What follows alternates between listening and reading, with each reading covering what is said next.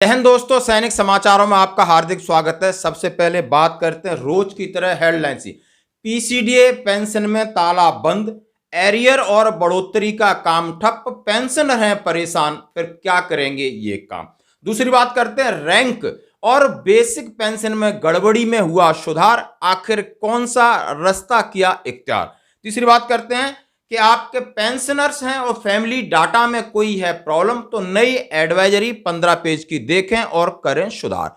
सबसे पहले बात करता हूं पेंशन pcd.nic.in के ऊपर आप जब जाते हो तो वहां पर इस तरह का एक एप्लीकेशन खुलती है, वो एप्लीकेशन बिल्कुल खुलती नहीं, यानी पीसीडीए पेंशन के रिगार्डिंग जो भी काम है वो अभी बंद है क्योंकि साइट में ताला लग गया है। और जब हम टोल फ्री पे कॉल करते हैं तो पहली बात तो टोल फ्री नंबर लगता नहीं है, बमुश्किल लग भी जाए तो वो किस तरह जवाब देते हैं ये भी देखेंगे। आखिर इससे किसको परेशानी हो रही, आखिर कई पेंशनर्स हैं जो परेशान है, यानी कुछ ऐसे पेंशनर्स हैं जो स्पर्श के साथ माइग्रेट नहीं हुए हैं, ना ही उनकी बेसिक पेंशन में बढ़ोतरी हुई है, ना ही उनको कोई एरियर की पहली किस्त मिली है और वो बीच में लटके पड़े हैं। यानी जो स्पर्श के साथ माइग्रेट हो गए उनको तो आप कॉल करिए तो जवाब मिल जाएगा। यदि आप स्पर्श में माइग्रेट नहीं तो बोलते हैं आप अपने रिकॉर्ड ऑफिस में चिट्ठी लिखिए, आप अपने सीपीपीसी में जाइए, आप अपनी बैंक में जाइए। बैंक में जाते हैं, बोला हमारे पास कुछ नहीं आया। सीपीपीसी बोलते हैं हमारे पास कोरिजेंडम पीपीओ पीसीडीए से बन के नहीं आया।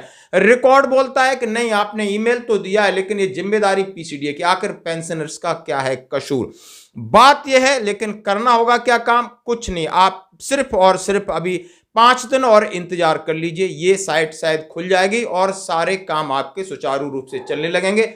जो भी पेंशनर्स हैं परेशान है वो समझ सकते हैं टेबल नंबर 7 में उनकी बेसिक पेंशन में बढ़ोतरी तो हुई है, बट वो बढ़ोतरी ना ही तो बेसिक पेंशन के मंथली पेंशन में पे स्लिप में आ रही है, ना ही उनके रिगार्डिंग उन्हें एरियर मिला है।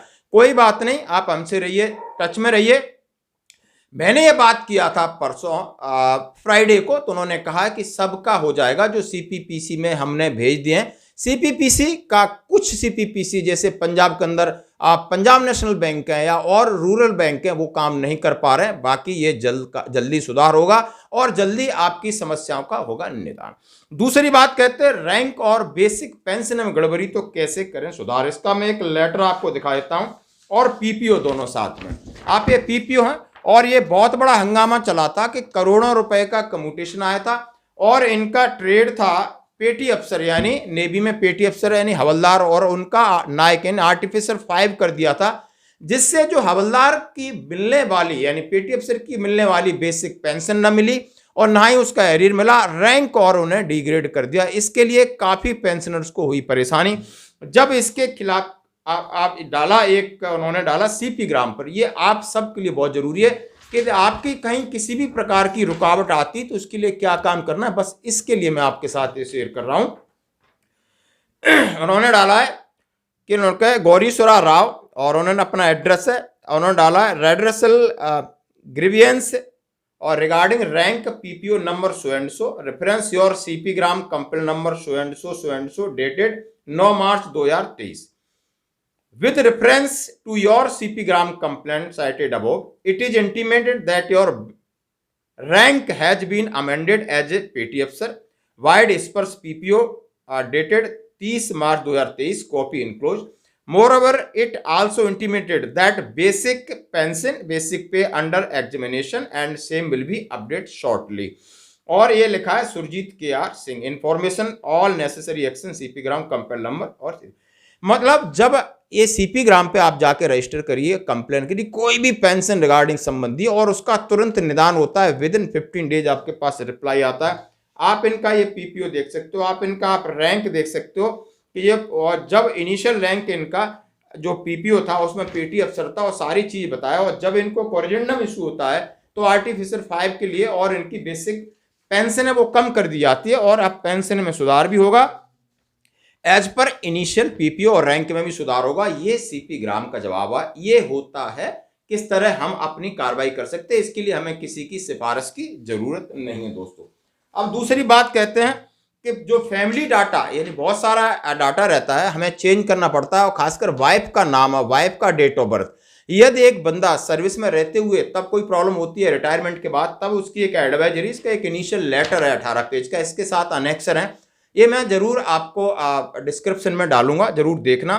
Integrated headquarter MOD army, adjutant general branch, additional director general MP3, सभी हेडक्वार्टर से कमांड को सर्कुलेट किया गया। All centres, regimental centre, all records, change of name of widows deceased soldier and change of name of wifes of veterans and serving soldier, यानी आप समझ सकते हो चेंज ऑफ नॉम, यानी जो बंदा शहीद हो गया उसकी विधवा का नाम चेंज करना हो, या जो वेटरन्स है उसकी वाइफ का नाम चेंज करना हो, या सर्विंग सोल्जर है उसकी वाइफ के नाम में गड़बड़ी या स्पेलिंग होती, तो आपने क्या करना है। ये क्योंकि वाइफ एक नेक्स्ट ऑफ किन होती है, तो इसके डॉक्यूमेंट जो भी सपोर्टिंग डॉक्यूमेंट भी उतने ही जरूरी होते हैं।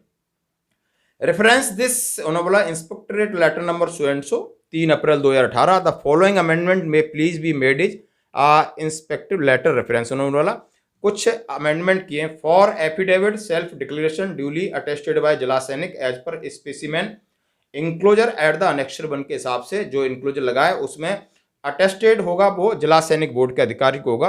अब उन्होंने रीड कर दिया है affidavit self declaration duly attested by COOC unit as per specimen include, कोई नहीं, वो ये डॉक्यूमेंट है जो बंदा सर्विंग है, सर्विंग के लिए आपको जिला सैनिक बोर्ड का नहीं अनेक्सर 1 पे जाना होगा, उस पे जाना होगा आपको, CO या OC उसको साइन करेंगे अनेक्सर 1 के लिए।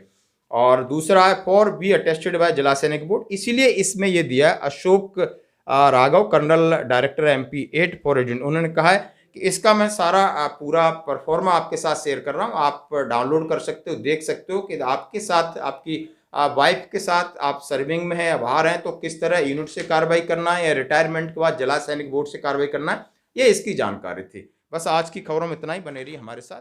जय हिंद।